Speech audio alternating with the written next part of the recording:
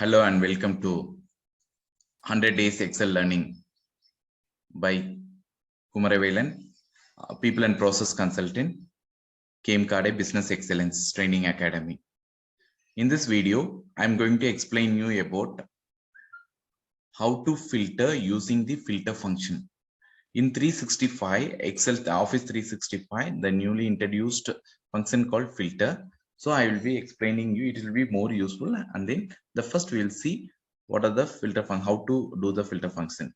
Let's take, I want to filter based upon this criteria like contract or full-time, half-time, hourly, that is the status of this employee. So first go here and I put equal to and then type filter, then open a bracket. There are three parameters. The first parameter is array, second one is include, the third one is if empty. It is the optional one. So let's go with the optional is nothing but if something is not available, if this filter exact filter is not available, then it returns the error. Instead of error, we can say that data not found, like that. For that only it is optional is used. So now let's take with array. We select the array from the main table. Now put a comma. Include is we need to filter based upon the status. So you select the status data and then put an equal to and click on the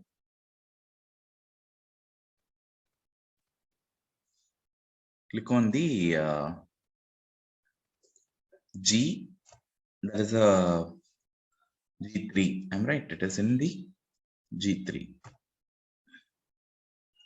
Click on B3. Okay, and then last one is an optional. So I'm closing bracket and then give enter. You can see this. If you want to take it as half timer, see only the half timer. If you see the hourly, it gives the hourly. So like this, you can do this.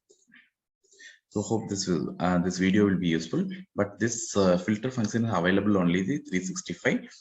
You can, if you want, you can download the 365 and then you can do it. So thank you.